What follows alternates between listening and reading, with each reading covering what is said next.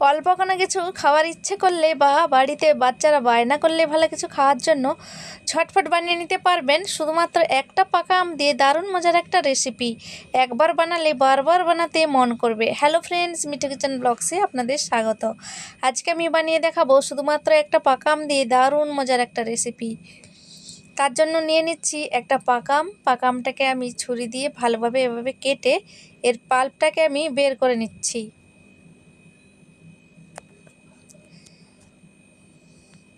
আমের পাল্পটাকে আমি সরাসরি মিক্সার জারের মধ্যে নিয়ে নিচ্ছি।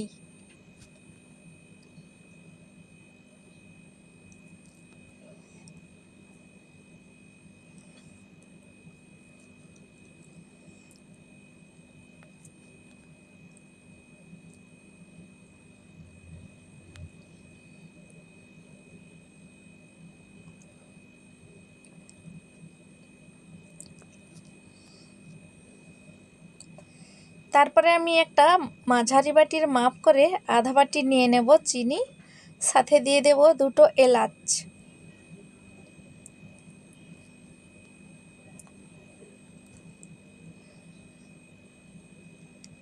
আমের সাথে একসাথেই দিয়ে দিচ্ছি। আর দিয়ে দেবো একটা 10 টাকা প্যাকেটের মিল্ক পাউডার। একসাথেই আমি কিন্তু আমের সাথে পেস্ট করে নেব।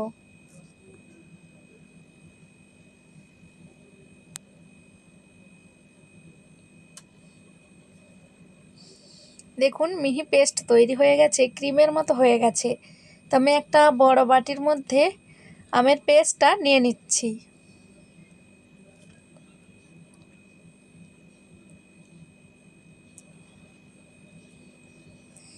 এইবার আমি এই একই বাটি মাপ করে এক বাটি ময়দা নিয়ে নিচ্ছি।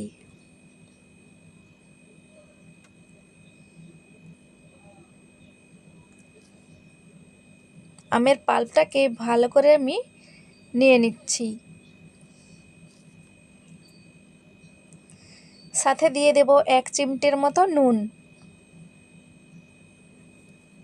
নুনটা কিন্তু অবশ্যই দিতে হবে, নাহলে কিন্তু স্বাদটা ভালো হবে না।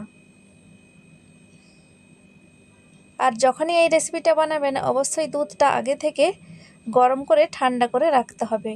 তো আমি ফুল ক্রিম দুধ নিয়েছিলাম, ঠান্ডা করে রেখে দিয়েছি গরম করে।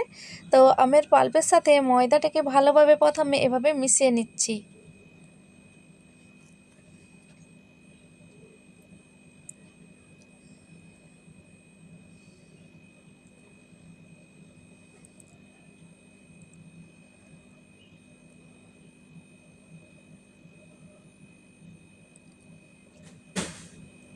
ভালো করে চামচ দিয়ে আমি মিশিয়ে নিয়েছি,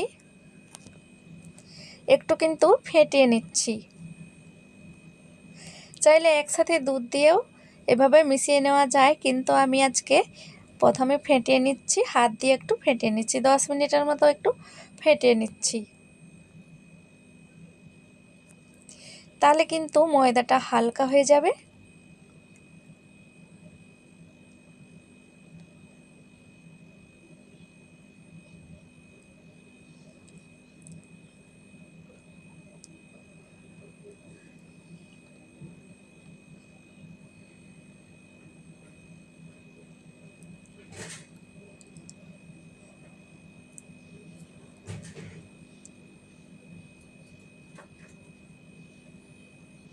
কিছুক্ষণ ফেটিয়ে নিয়েছি। তারপরে আমি যেই বাটিতে ময়দা নিয়েছিলাম সেই বাটিরই 1 বাটি দুধ নিয়ে নিয়েছি। দুধটাকে অল্প অল্প করে দিয়ে এভাবে করে মিশিয়ে নিচ্ছি।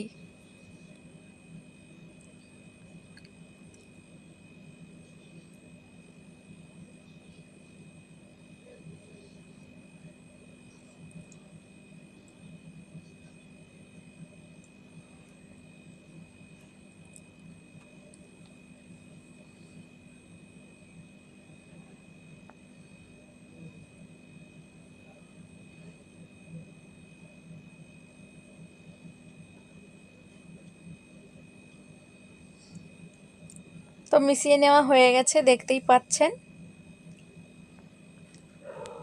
যখনই কোনো কিছু মিষ্টি খাওয়ার মন করবে এইভাবে ঝটফট পাকা আম দিয়ে এই রেসিপিটি বানিয়ে দেখতে পারেন। খেতে অসাধারণ মজার লাগে, নরম তুলতুলে জালিদার একেবারে ফ্লফি, খেতে কিন্তু অসাধারণ লাগে। একবার বানিয়ে অবশ্যই দেখতে পারেন। বাচ্চাদের খুবই পছন্দ হবে বানালে।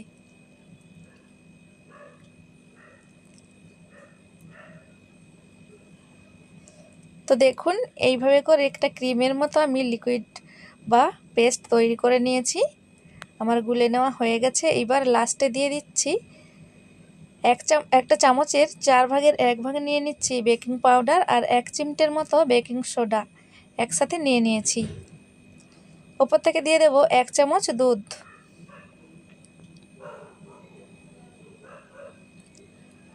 তারপরে আমি ভালো করে মিশিয়ে নেব।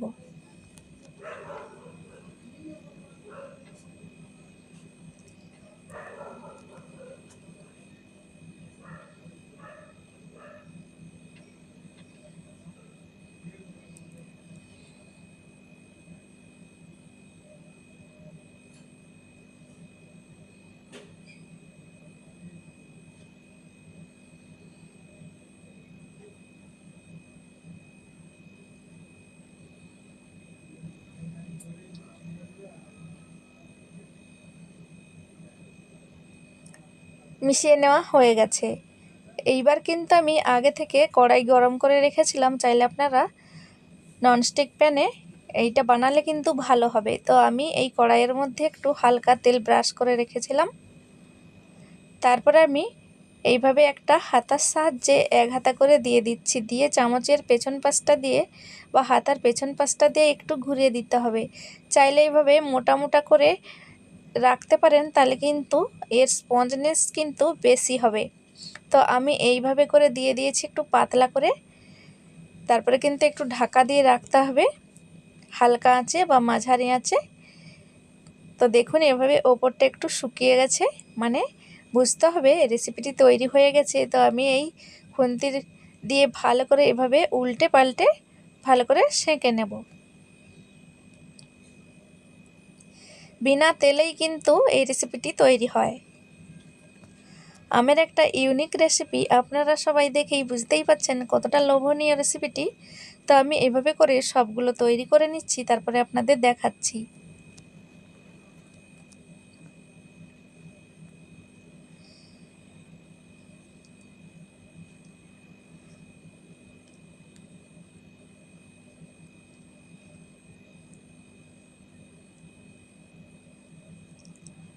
দেখুন কতটা সুন্দর হয়েছে, কালারটাও কতটা সুন্দর এসেছে।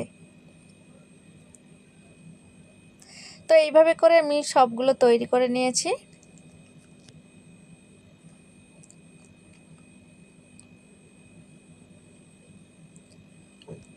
দেখুন সামনে আর পেছনে কতটা দারুণ হয়েছে, নরম তুলতুলে একেবারে।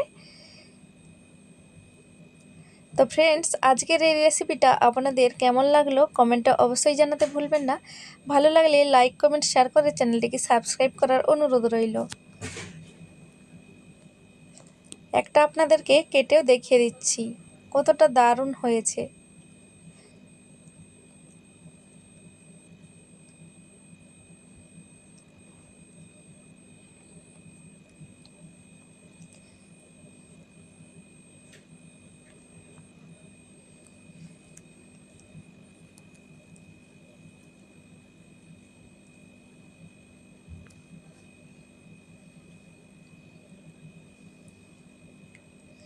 দেখুন কতটা নরম তুলতুলে হয়েছে, স্পঞ্জ হয়েছে, একেবারে জালিদার। বাড়িতে অবশ্যই বানাবেন পাকা আম দিয়ে এই রেসিপিটি। খেতে কিন্তু লোভনীয়, দেখতে যেমন খেতেও কিন্তু অসাধারণ হয়। আবারও একটা আমি কেটে দেখিয়ে দিচ্ছি, দেখুন কতটা সুন্দর হয়েছে, ভেতর থেকেও কতটা সুন্দর হয়েছে।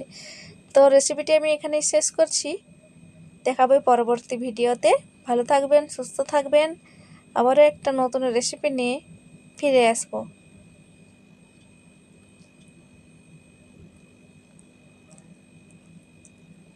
লাস্টে 3টা বেঁচে ছিল, ওপর থেকে আমি একটু সিরাপ দিয়ে দিচ্ছি, চকলেট সিরাপ।